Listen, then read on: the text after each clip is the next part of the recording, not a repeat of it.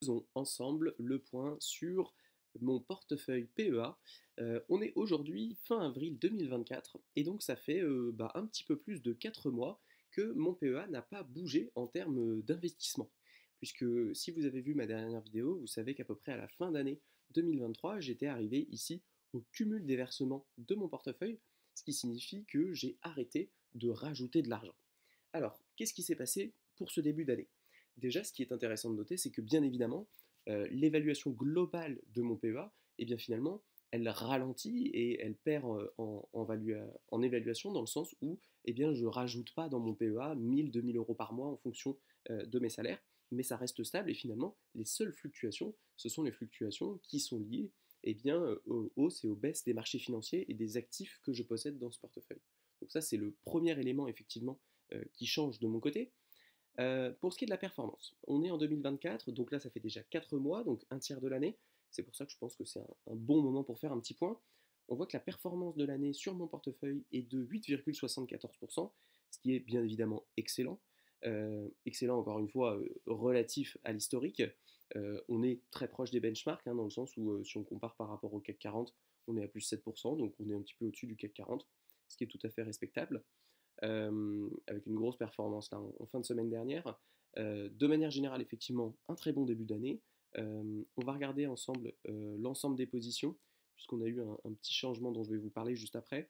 Euh, Concrètement, on a toujours cette première ligne sur le S&P 500 qui domine mon portefeuille et qui continue de prendre en poids. Finalement, c'est un petit peu ce que j'espérais, en tout cas ce que j'attendais, c'est que j'ai un portefeuille qui dévie du portefeuille standard dans le sens où j'ai beaucoup d'argent investi dans les marchés émergents.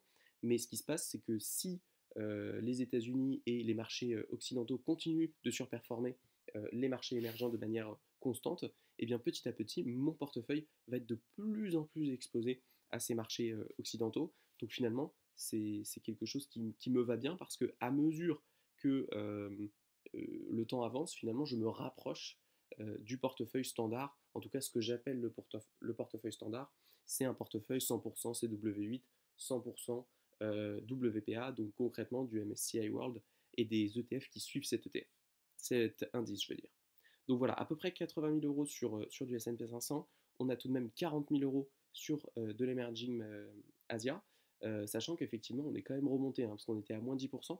Donc la performance n'est pas dégueu, elle est toujours moins rapide que celle des marchés occidentaux.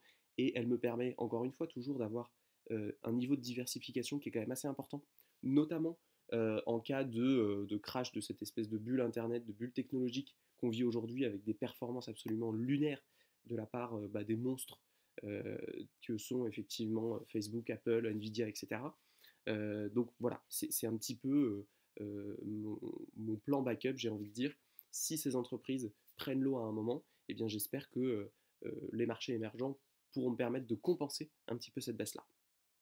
Ensuite, on a 28 000 euros sur le BNP Stock 600, donc ça, on est sur l'ETF qui représente les 600 entreprises les plus grosses en Europe, qui se porte aussi très très bien, hein, au même titre que le S&P 500.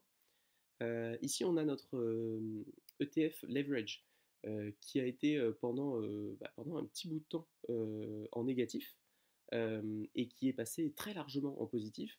Alors, pour rappel, hein, l'ETF Leverage, c'est un ETF à effet de levier, donc c'est un ETF qui réplique la performance de manière quotidienne du MSCI USA, donc on est très proche du S&P 500. La différence, c'est qu'il va doubler les performances de manière quotidienne. Donc à chaque fois que l'ETF fait plus 2%, bah, en fait, cet ETF, comme il est en effet de levier x2, eh bien, il va faire plus 4%. Bien évidemment, quand la performance de l'indice fait moins 10%, eh bien l'ETF fera moins 20%. Donc bien évidemment, vous doublez votre risque, mais en réalité, vous faites beaucoup plus que doubler votre risque, puisque comme je vous l'ai dit, vous avez des frais supplémentaires sur votre ETF, et en plus de ça, vous avez ce qu'on appelle le beta slippage. C'est en fait le principe que plus grandes sont les variations, plus vous y perdez en tant qu'investisseur.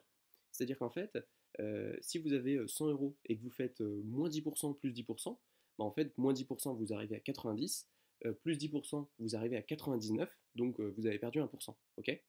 Par contre, si vous faites moins 50%, plus 50%, admettons que vous avez un ETF x5, et bien en fait, ce qui va se passer, c'est que moins 50%, vous partez de 100, vous arrivez à 50, et ensuite plus 50%, en fait, vous vous retrouvez que à 75. Donc vous êtes quand même à moins 25%.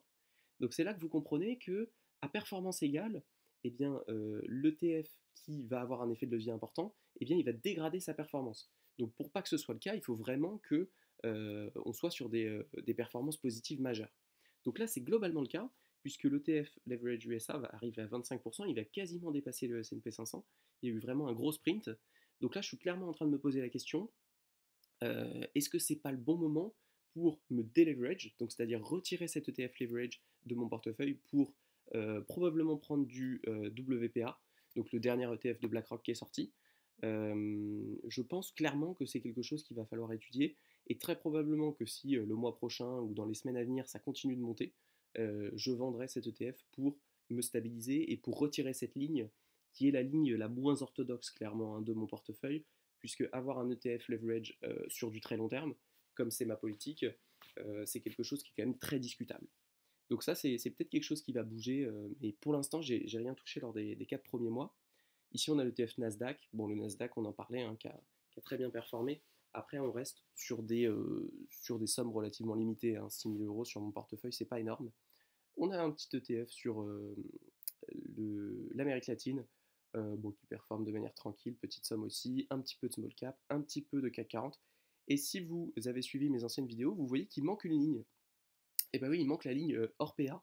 Orpea que j'avais acheté au pire moment et qui était un solide moins 99,99% sur, je sais plus, 200 euros, mais du coup il restait 3 centimes quoi. Et en fait, suite aux restructurations de Orpea, moi je voulais pas vendre la ligne parce que bon, la vendre pour gagner 3 centimes, il n'y avait pas d'intérêt. Je voulais la garder aussi pour me rappeler que c'était pas une bonne idée de choisir des actions. Et en fait, j'ai remarqué il y a quelques semaines, ça doit peut-être être écrit ici, c'est ça, voilà. Donc date d'opération 22 mars, et ben en fait, ils ont vendu quoi. Indemnisation rompue. Bon, j'ai pas tout suivi, mais concrètement, ils ont liquidé les actions quoi. Et donc, je me retrouve avec un flamboyant 6 centimes, et du coup, j'ai plus d'Orpea dans mon portefeuille. donc, euh, donc voilà pour ça. Si on regarde la performance sur un an glissant, donc là, si on regarde de mai 2023 à mai 2024, on est sur une performance qui est tout à fait raisonnable, hein, puisqu'on est à 18%. Mais encore une fois, il faut regarder par rapport à quoi on compare. Ici, sur Boursorama, vous avez la possibilité de faire une comparaison. Et moi, ce que j'aime bien, c'est comparer avec le MSCI World. Donc, c'est ce qu'on va faire tout de suite. Hop. Et là, on se rend compte que c'est tout de suite moins glorieux. Puisque certes, on a fait plus de 18% sur l'année passée, ce qui est évidemment excellent, hein, sur une année. Mais concrètement, si j'avais un portefeuille constitué à 100% de CW8, eh bien j'aurais fait 24%. Sachant que 6% de différence sur une année, bien évidemment, c'est colossal, hein, puisque 6% là, sur un portefeuille de quasiment 200K, c'est quasiment 10 000 euros de différence en une année. Donc, bon, on peut s'en mordre les doigts évidemment, mais ce qui est fait est fait. Et encore une fois, l'intérêt en tout cas de ma position vis-à-vis des marchés émergents, c'est de dire si aujourd'hui les grosses capitalisations se ramassent un petit peu la gueule et qu'il y a des marchés finalement qui vont peut-être surperformer avec des valorisations beaucoup plus intéressantes, beaucoup plus value, et bien à ce moment-là, j'espère pouvoir, si ce n'est rattraper le marché, au moins limiter les pertes parce que c'est bien ça aussi qu'il faut comprendre, c'est que quand vous investissez dans les marchés émergents, vous investissez vraiment sur des entreprises value, dans le sens où c'est des entreprises qui, au lieu d'avoir un PER comme aux États-Unis de 20, 30, 40, le PER des entreprises dans les pays émergents, bien concrètement, ça peut tourner autour de 5. Donc ça veut dire vraiment que vous avez une certaine stabilité par rapport au prix que vous payez et les bénéfices que vont générer les entreprises que vous possédez. Donc voilà, c'est une sorte d'assurance, mais c'est une assurance qui me coûte très cher. Sur la dernière année, ça m'a coûté quasiment 10 000 euros. Donc vu comme ça, c'est sûr que on comprend pourquoi vouloir un petit peu dévier de la stratégie optimale qui aujourd'hui pour moi est indiscutable, c'est 100% MSCI World, eh bien ça peut coûter très cher. Donc voilà, si ça peut en convaincre certains à ne pas faire leur portefeuille à la mano, tant mieux pour eux, peut-être qu'ils économiseront des milliers d'euros que je n'ai pas économisés. Et ben, je vous remercie d'avoir regardé cette vidéo. Si vous avez des questions, n'hésitez pas à les poser en commentaire. Et je vous dis à ciao pour la prochaine.